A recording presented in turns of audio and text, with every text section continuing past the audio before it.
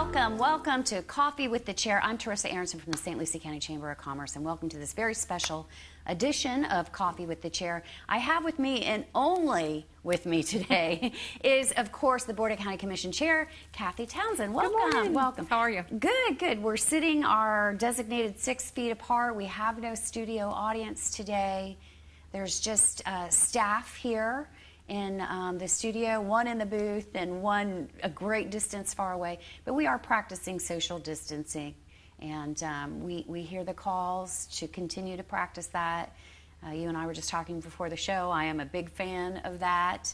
And the county, where does the county stand? Where are we at with this? What is the official, sort of stance? Well, of course, the board's not met. We have not had a board meeting. The Board of County Commission, of course, would chair, yes. Right. So where we are is we are taking the direction from the governor. He is following all the protocol from the CDM and everything that comes down, which he has to do that, because if he doesn't do that, then it sets us up for Florida to not get funding and grants and things that will become available. And that's something a lot of people don't understand. So you have people that are thinking that some of the decisions are extreme, and you have some people thinking we've not been enforcing certain things. So it's important to know that the decisions that are made through the governor are being followed in order to make us eligible for loans and grants and stuff, so that when this is over with, everything's been put in place according to executive orders. So from the county's perspective, we're not looking to shut down the county. And, first of all, you have to have military and officials in place to be able to do all that. There's been recommendations, about the boat ramps, and a lot of people have said that the boat ramps are overcrowded because people are coming from outside the county to enforce it to locals only. Well, again, you don't have enough staff to do that. So what do? You put everybody out there, and they stand and say, do you have a driver's license? Well, there's people that own boats that don't have a driver's license. Someone suggested voter's registration. There's people that don't vote. So this isn't something you can implement in a 24, 40-hour period, right? So we are not looking to remove rights. We're not looking to control your world. We're looking to make your world safer. And Howard is doing a great job with Ron Parrish and the rest of the team out at the Emergency Operations Center.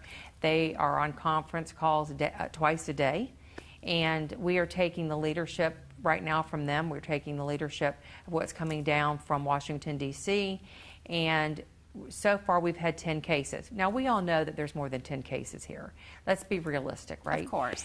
But the good news is those 10 people that have it, half of them did not contact it here. They were outside the county. They're all home. They're doing well. None of them have had to go to the hospital. I think as of yesterday, 6 of them were already good. They felt like they could go back out in public. Yeah, of course, they can't. You have to go, and you have to be tested twice and have a negative test to be able to go back out. So, I think what sets us apart from a lot of places is that we are not like Orlando, we're not like Broward, we're not like Miami. We don't have row homes and townhouses and apartments who are on top of one another, right? We have a sprawling community. We have a lot of ag. So you have distancing and acreage, so you're not on top of one another. And I think that has been helpful in keeping the census down of the positive results. So again, I know there's more than 10 here. We all know that, okay? But I think as long as everybody listens to the recommendations of what we're doing, and the recommendations are stay home, I think everybody needs to look at this as not being so panic-stricken about they're going to get this, whatever. I think it needs to be reversed. I think everybody needs to look at themselves as, I'm contaminated, I have the virus. I need to not contaminate others, so I need to stay home. I think if people looked at it from that perspective, as if they were positive with the virus, what would you do if you were positive or your husband was positive or your child was positive? Would you go out into the community like you're doing today? I don't think you would. So reverse the thought process and think about it as, what if I am positive? The other thing that I think is absolutely crazy is everybody hoarding up the hand sanitizers and the gels and the soaps. Well, first of all, if you go and you buy all of that, I need it. I don't have it. I can't get it. So now how do we stop spreading the virus? Because you've got all the hand sanitizer and gel and I have none. Well, let's take a moment to dive into that realistically, because people are hoarding, and it's dangerous behavior. It is. And if you are staying home, how could you possibly need that much hand sanitizer? Correct. And Same with toilet paper and eggs and, I can't, there's so many. I'm always, and it's so funny to me, I can't predict what they're going to hoard, but it seems random, but we are definitely having bad actors in terms of hoarding. And I would like to, please, people, I implore you, don't hoard. Right. The trucks are running. Yeah, you are really denying somebody else access to that product. No, you are. And you know what? There's trucks coming in every day. Supplies are being made. Yeah. So there's plenty out there. I think a lot of that started with people thinking that there was going to be Marshall's Law put into place and an order was going to go and you weren't going to be able to leave your house. And they were fearful of that. But like you said, if you're home in your own environment, your germs are used to your environment, Yeah. right? And so if you're staying home and only going out when you have to, so you would sanitize and use the gel and the hand washing when you went out to the grocery store to get what you need. Yes. How much do you need, right? And like I said, if you have it and I can't get it, I'm going to be contaminated. So you need to share, right? Yeah. And that's what I've tried to say to people. Look, if you went to the store and you ended up getting 25 bottles of hand sanitizer, well, then you know what? Find a neighbor or somebody that doesn't have any and they're out, just like the toilet paper. And the toilet paper thing started with a rumor that got started by saying the masks are no longer going to be available. So get toilet paper because it's made from the same product. Okay. And if you can't get the mask, wrap your face in toilet paper and you'll Okay. be protected. And that started, go buy all the toilet paper. Well, I've always been a Sam shopper anyway, so we were pretty good when this started. Right. And I've always been a germaphobe, so I have had the same 2 gallons of hand sanitizer for over a year, and I think they've only, maybe a quarter of them are empty. So I want to say to you, I have had these 2 gallons for over a year, and I've only used probably that much out of both of them. And you're germaphobic, And right? I'm a germaphobe, so how much could you possibly Well, and need? this is, I had this conversation with somebody last night. I said, first of all, if you used proper hygiene every day, you would have had everything you need in your home, Yeah. right? And I don't know about the majority of the population, but I know for myself, I always have a 3-week supply of everything in my home, thinking of hurricanes, right? So when I know we're going into the season, I check everything. Yeah. And I make sure I have extra. But I always have a bin in my garage, and I keep my hurricane supplies in there. I keep my almond milk, because it's shelf, right? Yeah. I keep everything I need for a 3-week supply in there. And if I run out of something in my house, I know I always have that backup. But if I pull it out of that supply, like if I run out of my Bounty paper towels and I realize I don't have any, I'll go get them out of my hurricane supply. But then I know I have to replace them, right? Yeah, so we it's just keep a forward list. and thinking, I think the good that's going to come from all of this, though, is that we have been so plugged in to technology. And it's just time, I think, for people to reflect that they just need to unplug. And they need to go back to, because I'm sure you can relate to a lot of these things. I know I'm older than you, but I know you did some of these things, where, I didn't come from a wealthy family. So we would go in the garage, we would get Bisqueen and tarps and go out in the yard and put Dawn dish soap on it, make our own slip and slide, Yeah. right? We had the tire swings because we couldn't afford a swing set. And so I have See been people playing outside. and I have to tell you, when I was delivering meals last week with Will at the Boys and Girls Club, Yeah. I was really impressed to see how everybody was actually in their houses. Those that were out was just the family in their front door. The kids were eating popsicles. Nobody was out on the streets. People that had plenty of food were saying, no, we're good. It was Yeah. a wonderful thing to see all of that. And so I think the good that's really going to come from this is that we have gotten so busy in our lives that we have stopped thinking and taking care of our own at home. And so now with the parents that are having to homeschool their children, when they go back to the reality of life, my hope and prayer is that the first day of school they go back, that their children are going to go back to school with a thank you card for their teacher, because these parents are going to realize what their teachers and their children's teachers have to live with every single day. So maybe the parents are going to step up and become better parents. Not that they're not No, good parents, but but I I'm get just that. saying you get so busy that so much is put on our teachers and our school system. And when a teacher, because teachers care and love, right? They have to do that job. And when they call you and reach out to you, it's frustrating when a parent doesn't listen. And a parent doesn't listen because they're so busy with their lives. But maybe through all of this, they're going to send their children to school and know, wow, I had to live that for 3 weeks, and they're going to have a greater appreciation for our teachers. Nothing like being isolated with your Right. own children for a great deal of time to come to some real hard facts about how they might behave and who they are. Exactly. And so I really do think that this is a wonderful opportunity for you to really see who your child really is, because you don't. You get up, you go to work, you take them to daycare, you take them to school, you come home. You take them to soccer, you put them to Right. bed, and And now you have to really just have a life. You have to have communication with your spouse. You've got to communicate with your children. You know, Sure. I've reflected with calling up old friends I went to high school with and having phone marathons like we used to. I've taken the time to clean out my garage. You know, it's just a time to really reflect on all the great blessings we have before us that we're so busy in our lives, we just don't appreciate to see what we have. Well, that's certainly one positive, and I think that it Yes. will bring families closer together, and I think that they will struggle at times, but I think that it will, in the end, bring them closer together. The other good thing, the one thing that I always tell people that's going to come out of this is I am a germaphobe. I have been asking not to have to shake hands for a decade, and I feel like we may never have to shake hands again. I feel like people are moving towards alternative ways of greeting others, and I want to make sure that we stay on that bandwagon. Well, and I, you know what? It's funny you say that. That probably will happen. I think you Yeah. will see more of that. But I got to tell you, I'm a hugger, and I'm not ever going to stop being that hugger because I'm still going to hug. Well, it's I all can good tell you though. this. It's so funny. Me being a germaphobe, I would rather hug somebody than shake their hand. I don't know why. I think because your hands are your, you know, this is your tentacles to life. So they have touched everything. They have done everything. A little hug where you face away, you know, I'm not opposed to that. But I don't love shaking hands. No, I oddly do think enough. you will see less of that. I do think Yeah. you will see different alternatives like fist bumps and stuff like that. I'm seeing that now.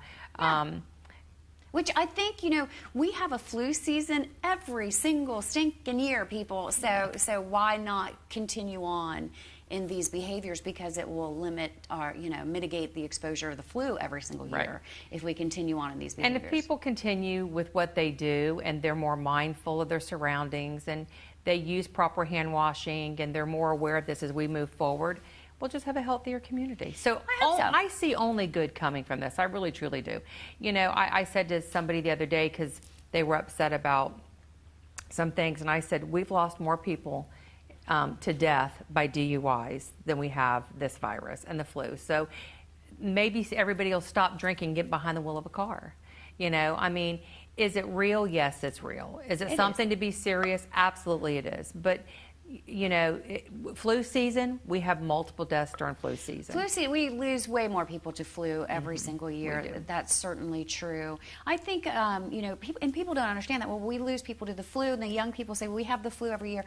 I don't think people understand how contagious this one is. And how egregiously it affects the lungs, which is Right. different than the Other regular flus. flu. And so people don't quite understand that, because they're like, look, we only have how many people get the flu every year? It's not the same Right, correct. virus. It is a different virus that is a little bit more aggressive. And so that's why we've taken all these steps. Now, just to talk about some other, you know, some non-positive things, not too much of that though, but we are going to take a hit on the economy. We've seen unemployment skyrocket. We're up around 9.5, I'm sure. I think that'll correct itself once we get open back again. But this is a false recession, and people need to understand that the rebound here will be Quick. Yes, in comparison to a cyclical recession, which Yes. takes time. Because we were very strong, we were in a great place. We were. And I know that, like here in St. Lucie County, the residents here, in order to let the restaurants survive, you know, restaurants have had to be creative. And so they're doing takeout and they're doing course. delivery. And those of us that are local, we're utilizing them. And I know that the struggle's real, and I know that the restaurants, many of them, are struggling. And I don't know, if you don't realize that, then there's not You've a been word I living can under a explain. rock Yeah, or because yeah. it's real, and I know that there's many that are small mom and pops that feel like they're not going to be able to sustain and they're going to have to close. And my prayer is that they don't.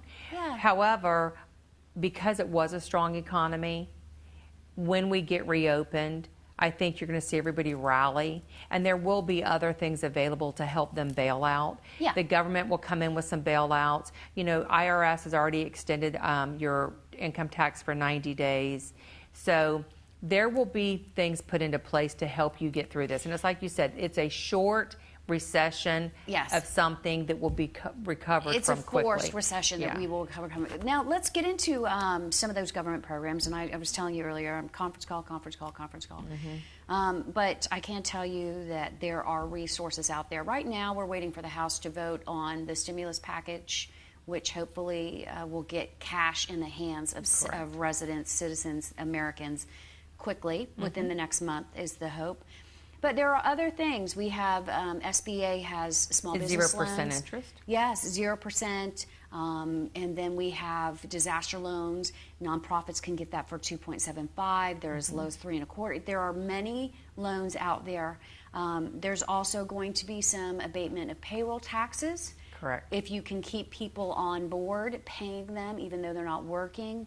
Unemployment, we're hoping to see an expansion there. Right now it's a max at $275 a week for 12 weeks.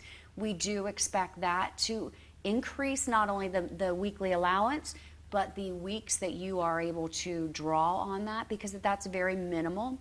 Most people make more than $275 a week, so if they're without a job, that is not incredibly helpful. The other thing is they're going to expand services so you're able to get through to unemployment, and we're happy about that. The thing I'm most excited about is we should see our local career source is, you know, the agency that funnels unemployment up to the state.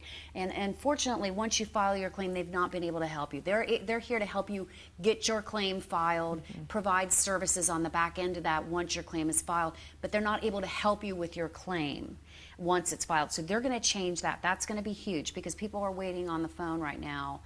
Actually, the phone usually just hangs up on you. You call. Well, you know, it's just like after a hurricane. You know how FEMA comes in and all these stations get set up to process you through. That same thing is going to take effect. You're going to see the government bring people in, and you're going to see things pop up where staff is going to come in, just like after the hurricanes, to expedite things to push you through. You will see that once we get reopened again. And there will be assistance and help available. There will. The Family Law Act was passed, so that's going to start up as well, and that's going to expand on, you know, personal leave for people that have to take care of their children. Well, and even here, medical leave. One of the things we have done here that we've implemented at the county is, we've done a couple of things. If you are in a position that you are not able to work from home, which we have, those that can work from home, that's where they are right now, they're working from home.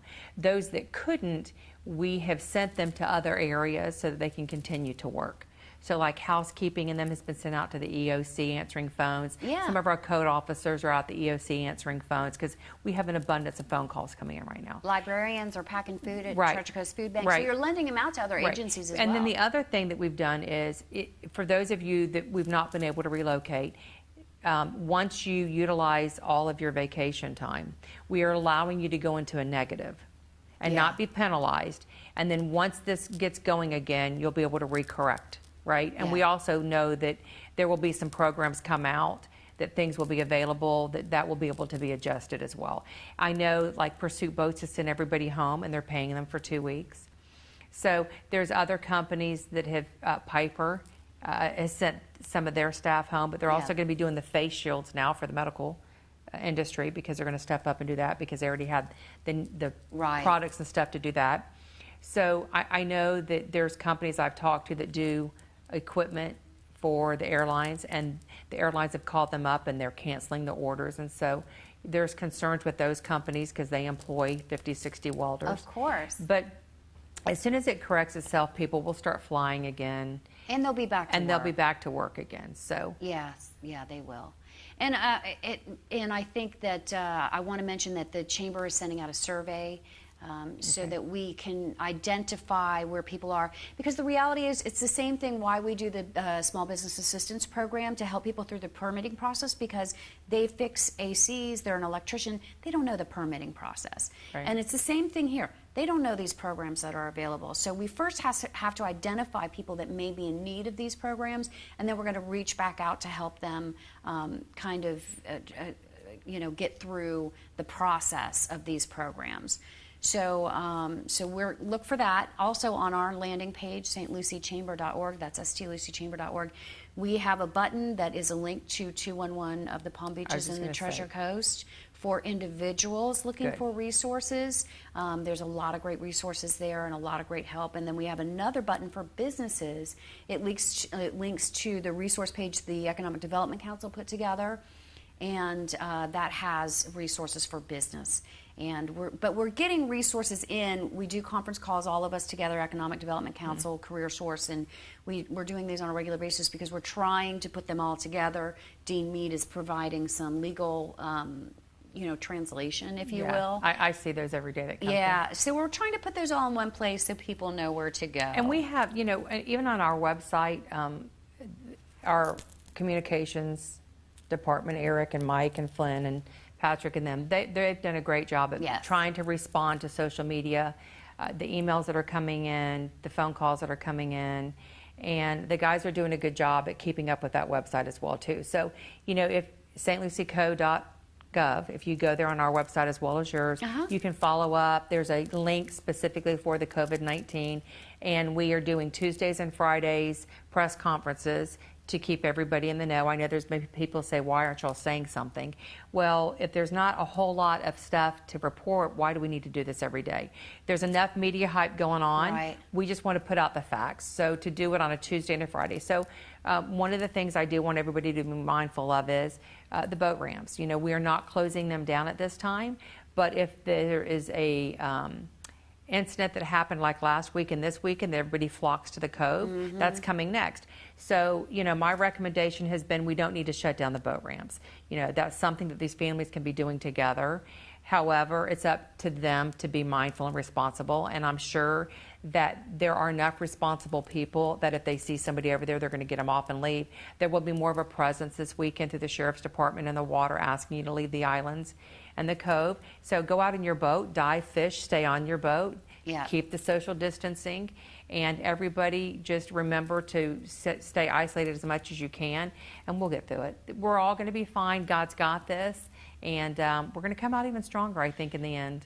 I think we will. So we're going to end the show today just saying, don't be a bad actor. Don't ruin it for others. Correct. And don't put others at risk. We're all humans here. I don't care what generation you're from. I know that we have good actors. And so don't do things that can cost others, whether it's privileges or their health. So please. And I agree. And every time I have a conversation with somebody, I always just say to them, this is a God check, and just have faith over fear, and we're all going to get through this together, and we're all here together. So. Yeah, we definitely will. I'm not afraid. I'm going to leave everybody else with this last bit of advice. First of all, I've seen Howard on the news many times. I think you've done plenty of we have. I feel we have. And Facebook and everything else. So I feel like you guys have done a great job getting the word out. I think so, but there's people thinking we haven't. Oh, well, I'm sorry for them because I feel. But I'm going to also say this. I warn you, don't overload yourself with coverage because it can be a little bit on the depressing side. That's why I say so I think they're doing good. Get on Netflix and binge something enjoyable and fun, and use this time to really try to enjoy yourself.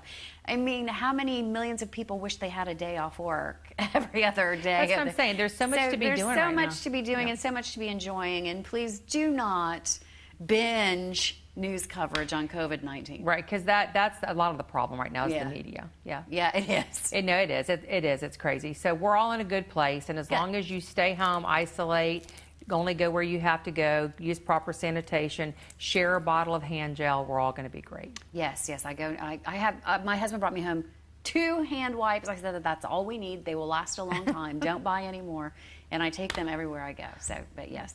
Very good. I want to thank Board of County Commission Chair Townsend for coming in and spending this time with me. We do think it's important to still touch base with the We do. community. It is. Let them know we're still here. We're all not crawling into a hole. We're still around. We're limited though. We're not doing a lot of our regular stuff, but we are here for you, and we gave you lots of resources today. Stay safe, everybody, and we'll be thinking about you. But remember, this too shall end. Have a great day.